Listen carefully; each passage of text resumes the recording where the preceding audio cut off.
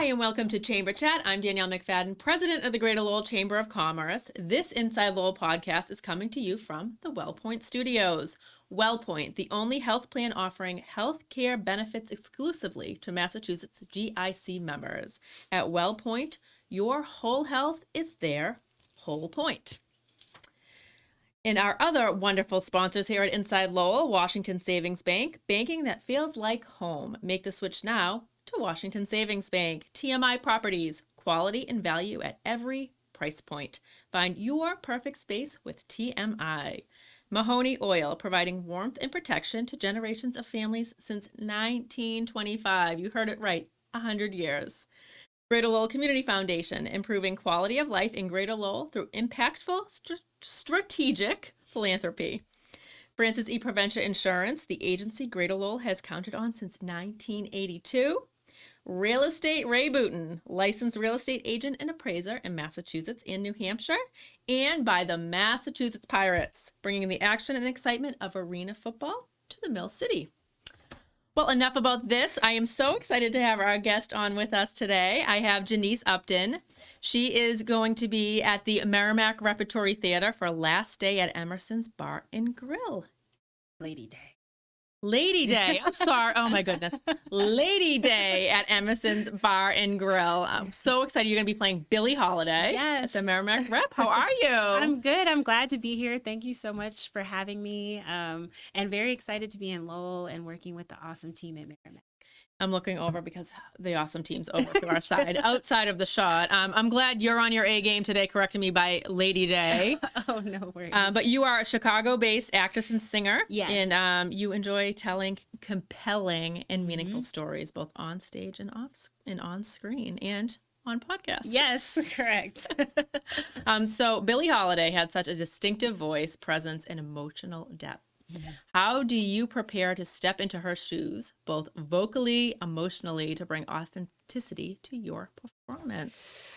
That is a good question. So I think the key with playing someone who actually existed, Billie Holiday is not a character. She's a person who actually had a life and was a whole human being. I think the key in stepping into a role like that is to let that person speak for themselves, So I really started with doing a lot of research on Billie Holiday. I have always been a fan of her music, and I think a lot of people are, and, I was familiar with her more popular songs, but it was really a journey for me to kind of dig into her life and her background, kind of understanding the way she expressed herself, not only through music, but through speech. And so I feel like in that process, I was daunted in the beginning, but the more I started listening to her and reading about her life, the easier it became to just kind of step into the role and bring her to life, because there's so much there. If for those of you who don't know about Billie Holiday and her life, I mean, there's books, biographies, her own autobiography that she wrote, Lady Sings the Blues, that give you a picture and a window into her life. And so I feel like through that, when I finally got to the point of actually trying on her music and trying on the text of the play, it came more naturally to me because I had that foundation to go from. So yeah, it was important to me to just, like I said, let Billie speak for herself and not try to create like a caricature or put that kind of pressure on myself. That's incredible. And this isn't your first time playing her, but it's your first time at the Merrimack Repertory Theater. Correct. Yes. Yeah. So this is actually my third time playing this role. Yeah. So the first time I was understudying at Metropolis Arts, which is a Chicago area theater. I did the show again in 2023 in Sanford, North Carolina. And so now here at Merrimack, and it's an honor every time I get to do this because it's such a great play. And Billie Holiday is obviously someone worth remembering and honoring in this way. So the play takes place in 1959, so just months before Billie's passing. Correct. During a time of immense personal, societal struggle. How do you approach conveying the weight of her experience, her triumphs, her pains, while honoring her artistry? Yeah, it's it's tough because Billie Holiday really had a lot of tragedy in her life. And it was very tumultuous. So I think in the show, we try to find balance, right? Because Billie Holiday was funny and she was joyful. And I think anybody that knew her would speak to how bright her personality could be. She could obviously light up a room, but, kind of the undercurrent, and sometimes even, the overshadowing factor of her life was her struggles with addiction and toxic relationships and things like that. So I think the show does a good job of highlighting her popular songs and moments in her career that were highs that more people would be familiar with, while also showing her as a whole human being and getting into some of those heavier topics. So I think the challenge for me is making sure that in the bright moments or the happy moments to really lean into that, so that when I get to the points of the show where maybe we're getting into heavier topics, it's not drowning out, everything else that Billie represented and everything else that she was.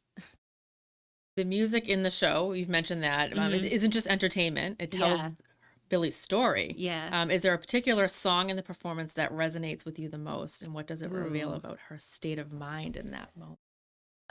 Well, I would say, and does that change from show to show, or it kind of does, yeah. But I would say, like, just in terms of my favorite song or one of the ones that I enjoy singing the most, there's a couple that I could choose. I love "Crazy He Calls Me," which is, I feel like, more of a typical love song that, you come to hear from Billie Holiday. She sang a lot about love and relationships. And that one feels very dreamy and optimistic. And so I love singing it. And I love, again, how in her song, she was able to convey just how much she loved being in love. Like, you can hear the joy and the happiness that it brought her to have somebody in her life that, she cared about. So I really like that song for that reason. Ain't Nobody's Business is one that is very kind of fun and jazzy and laid back. And I think that song speaks most to how Billie Holiday was unapologetic in who she was. She made her choices, stood by her choices, and dared anybody to say anything about it. So it brings me a lot of joy to sing that one. And then lastly, I just want to, I'll say Strange Fruit is probably just in general my favorite song by Billie Holiday because of the impact that it had culturally, because of the impact that it's had on me personally. It is really, there's no other song like it. And when you look at how much she had to sacrifice and endure just to be able to sing that song, it really sticks with you. And I think it cements her legacy as not only, an accomplished musician, but someone who's an important historical figure in the civil rights movement. When you are not practicing or performing, when you're singing in the shower, are you singing Billie Holiday right now? Like, are you like totally so focused on the role? Yes, I do. I really have to immerse myself during the rehearsal process in order to get to these different places that I have to go with Billie. So yeah, I'm listening to her music a lot. In our apartments where we're staying, I often wonder if the people next door to me are like, "Will she please stop?" Because no, they're probably like pop up to the wall, like, we're getting a free concert here. Right. Hopefully they're not like, "Here she goes again." But yeah, I sing her music a lot so that I can keep that just in my voice and in my body, because now, having done this role multiple times, I can get to a place where if I really immerse myself, some of it becomes muscle memory.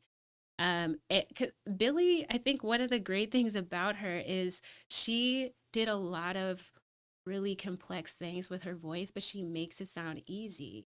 And it's really not. It's really not. And if So you don't believe it, try singing try it. Yeah. Trust me. I've tried it. No, So I feel like the repetition and Mm-hmm. just hearing her regularly helps me stay in a place where I can execute some of those vocal acrobatics and things that she does. Vocal acrobatics. Yeah. The play blurs the lines between a concert and an intimate confessional. So, how do Mhm. you navigate maintaining the energy of a live performance while also embodying the raw vulnerability?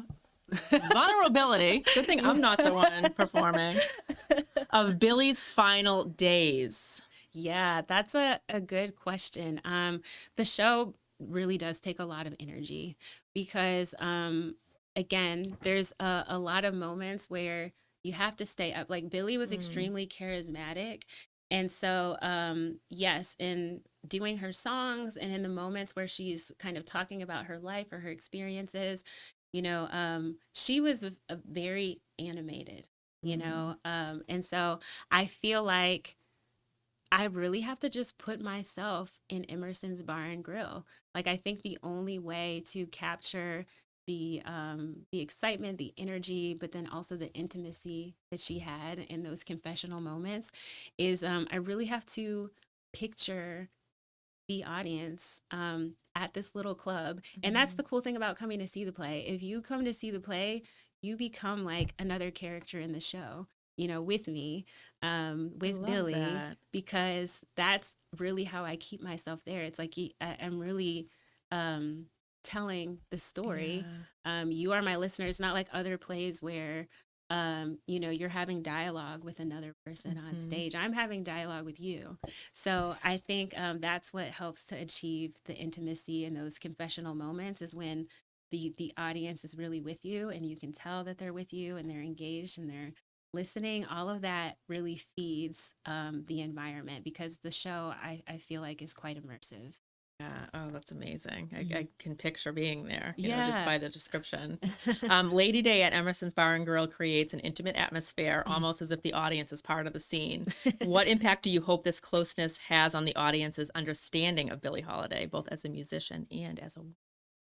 Well, I really hope that people leave the show with a better appreciation for Billie Holiday as a whole human being. It is so easy with someone as iconic and legendary as Billie Holiday to just see her as the icon or the legend or even the troubled icon or the troubled legend. But before she was any of that, she was a person who truly just appreciated art and jazz and music with a lot of personal aspirations and dreams. In the show, she talks about wanting a family, she wanted kids. There were all of these other things that she wanted to do. Mm. And again, things that were kind of sacrificed along the way in order for her to just be who she was and who we mostly know her to be.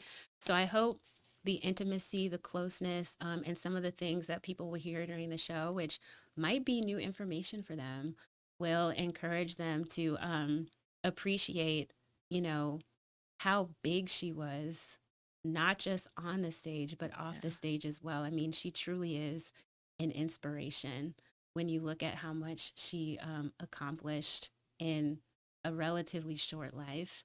So I hope that's what people leave with, that they have some admiration for her and the grace and the beauty and the pizzazz with which she overcame and endured so much adversity and built something beautiful. You can tell just by like watching you talk about her, like how drawn you are to her and like how I like, am, yeah. yeah. Yeah, I mean, I really can't think of any other figure quite like Billie Holiday. I mean, her influence. There's so many artists today that wouldn't exist, in my opinion, Mm. without Billie Holiday.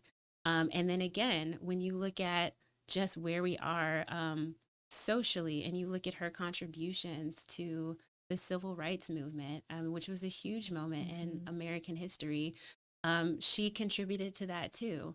And then again, we have in her personal life so much inspiration to draw from her conviction and her tendency to again just be unapologetic in her beliefs and her stances on things. Um, I don't see how you couldn't admire her in some way. I don't know if you look back, I mean, this is 1959. I Yeah, mean, now today people have their opinions. Back then it was very difficult for somebody to stand up to their convictions and be that strong. a It was a hundred different percent. time. Yes. And I mean, during so much of her life, and again, some of this is addressed in the play, Billie really had to stand on her own. She didn't have a lot of Hmm. people who were like truly in her corner, or people that she felt like were loyal to her in her life. She had pets. She had dogs who I think ended up becoming some of her closest confidants because they were the only consistent kind of Hmm. in her life. So when you think about that, and again, what she was able to do without having a network of support like some of us might enjoy when Right. we go and do things that might be nerve wracking or big milestones in our life. She, not having that and still being able to do that Mm. in a society that was kind of working against her Yeah. is a huge thing, deserving of a lot of respect. It's beautiful that you get to tell that story. Yeah, yeah, I'm excited too. And again, I'm glad we have a show like this that can kind of take historical facts that you might read in Billie's biography and bring them to life in a way that might touch you a little bit more. Yeah. Yeah. And thought provoking and just making you kind of think about where we are in society today, too. Yeah, exactly. Like so much of what Billie went through and so much of the message behind Strange Fruit and the the feelings that it inspired in people, Mhm. so much of that is still relevant today. That's why the legacy of that song endures, to this day, because I think in a lot of ways we're sometimes still dealing with similar issues. They look different, but Mhm. she created something that I think can continue to help us and carry us forward as we're still working through things as a society.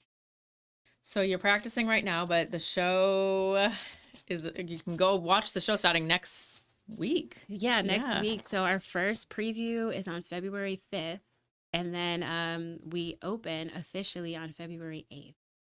So it's right here. Get your tickets because it feels like it's tomorrow. Yes. And you talked a lot about the theme of love throughout this as well. And Yes. Valentine's Day is in February as well. That's So true. That's true. There's a lot of Billie's great love songs yeah. in the play that you'll get to hear if you come. So Excellent. Well, thank you so much. yeah, absolutely. Thank Loved you for having you having on. Next me. time you come on, because we're hoping you'll come back Of to do course. I'll know how Yeah. to pronounce vulnerable correctly. So I'll be working on that while you're up reciting an entire like play and singing and engaging with the audience. I'm going to be working on one word. Well, I don't have to say that word in the play, so I feel very fortunate actually. Of all the words I have to Oh say, my that is the god. one that's not in there. So Well, that's good. yeah. I'm never ever saying that word again on the podcast. You heard it here. You'll never hear it from me again. Well, thank you so much. This was Thank so much fun. you. You were a delight. Everybody that comes here from the MRT is just incredible, I have to Aw. say. I'm so glad that they allowed me to come here and be a part of this and that I'm keeping their reputation Oh, very yes. You just positive. had to find the place. That was Yeah. half the battle, right? Well, enjoy Lowell while you're here. Thank We're happy to you. have you. Thank you so much. I really appreciate it. Thank you. And thank you all for tuning in. We will be back again sometime very soon.